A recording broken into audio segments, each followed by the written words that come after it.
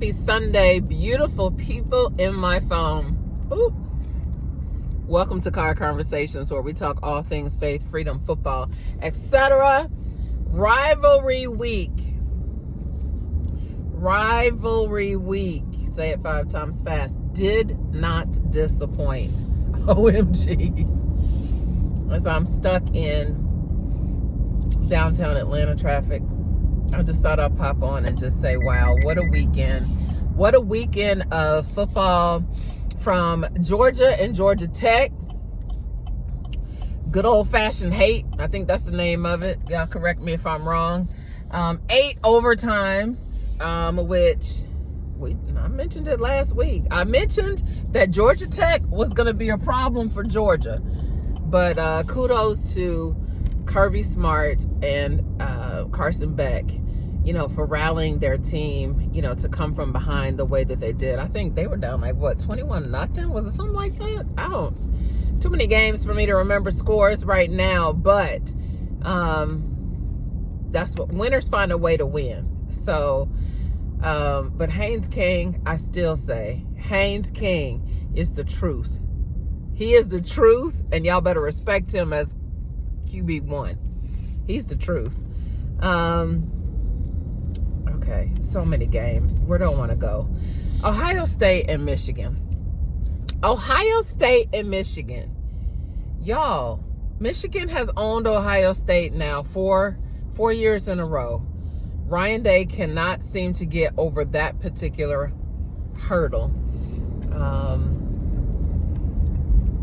People have stated, who has Ohio State played, all season. Their schedule was pretty, according to some, lesser than. I'll just say lesser than. And then they get to a team that's, I don't remember Michigan's record, but they may have been at 500. And then they can't beat Michigan at home. At home. What do y'all think about that? What are your sentiments on Ohio State? Now, we know that anything happens rivalry week. We've been said that. The records are out the window. But the greater controversy after, the loss that Ohio State took at home, of course, was the flag planting. And then we saw it all day. We saw it all day yesterday. There was this entire trend happening, if you will, of flag planting. If you were not at in your stadium and you were in theirs and you beat them. Now, it's been going on for a while now. We've seen huge productions of it happen, from Baker Mayfield and the kind of ceremonial way in which he planted the flag when he was at OU, up in Ohio State, to wherever he planted that flag. Wasn't it at Ohio State? It was somewhere. But you've seen it happen across the board. I don't personally remember our team ever planting a flag anywhere. I can't say that is that a big SEC thing? I don't know that I've seen that a whole lot in the SEC, but it did happen last night. Never mind, scratch that. Because Florida planting that flag in Doak Stadium when they beat FSU turned into a huge brawl. You got coaches involved. You got Norvell involved with that, with Napier. Although the year prior, Norvell did that and team did that when they were at the Swamp when they beat Florida State. So when is it acceptable? Is it acceptable?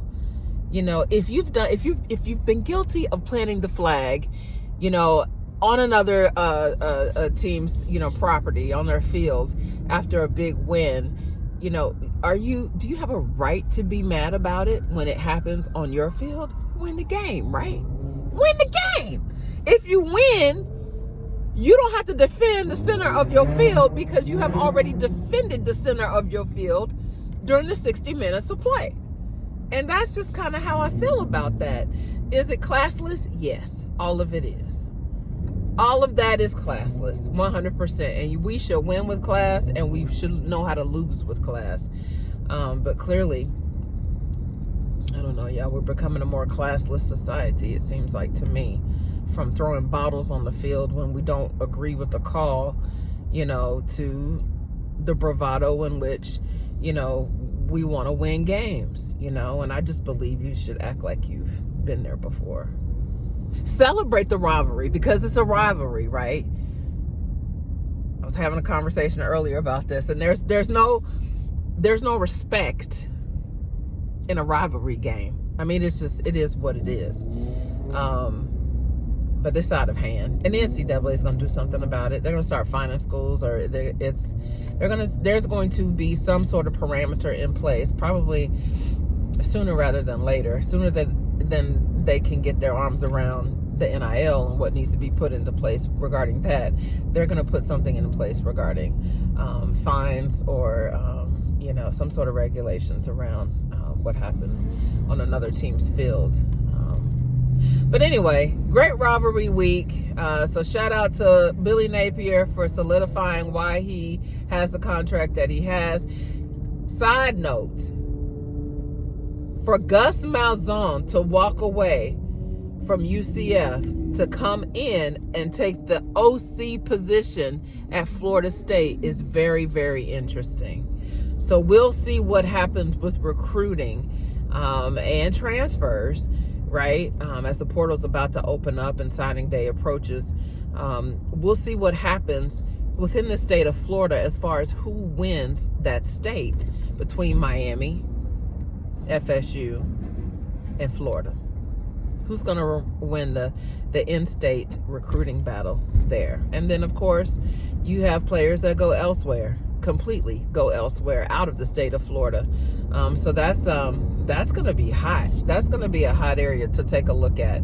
Let's see. Syracuse, Kyle McCord. Shout out to Kyle McCord for coming back. Now, they were down big against Miami. And Kyle McCord said, wait just a minute. I did not transfer from Ohio State to come to Syracuse and not beat a big team like Miami, and that he did. So I don't know. That was chef's kiss for Ohio State to lose with the QB that they wanted to replace Kyle McCord with. He said, wait a minute. Wait just a minute. That was chef's kiss for him. I like that for him. And, of course, with the win with Syracuse, over Miami, now we have Clemson. Clemson made it into the ACC championship game, which should be an interesting game against SMU and Clemson. So we have Texas and Texas A&M. We saw what happened there. And I like what Sark did. Sark ushered his team out of the center of Kyle Field. He took direct control because we watched Texas earlier in the year in the Red River Rivalry. We watched Texas, and I think I talked about that on a previous episode. In October, they took Baker Mayfield's jersey and put the flagpole through the jersey onto the ground after they beat Oklahoma in that Red River Rivalry. That's on another level of disrespect.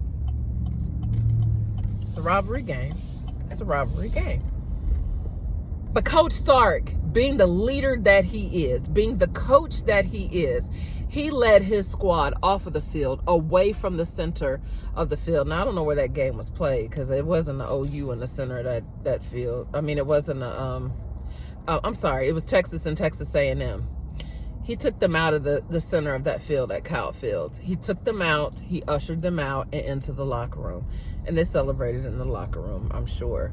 But I thought that was outstanding leadership, which is what we want to see from coaches. And I don't know, y'all. When I saw the footage of Ryan Day, as his team is in the middle of a whole brawl, with Michigan players after the loss, but one of his senior captains is literally right in front of him crashing out about Michigan wanting to plant the flag, and Ryan Day just stands there. I'm not here to judge. I'm not here to attack any one person. But when the head coach is taking that stance, that particular position, rather than going after his particular player, not to get in the middle of a fight, but to comfort and lead his player in the right direction in that moment. I don't know. I think that spoke volumes. I think it spoke volumes. And I didn't see exemplary leadership there. I personally did not.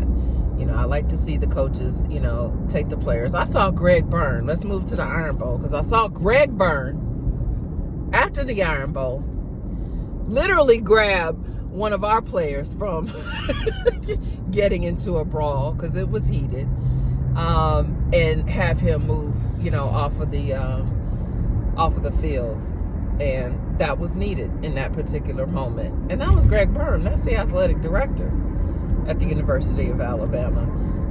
Shout out to my squad for handling Auburn in the Iron Bowl. And now we just wait and see. We wait and see what happens. We have SEC championship game that'll be here in Atlanta. We have that game that'll be between Georgia and Texas. So we have a rematch, which we love rematches in college football. We absolutely love rematches. It's hard to beat the same team twice. Hold on for part 2. I gotta pause. Hold on for part 2.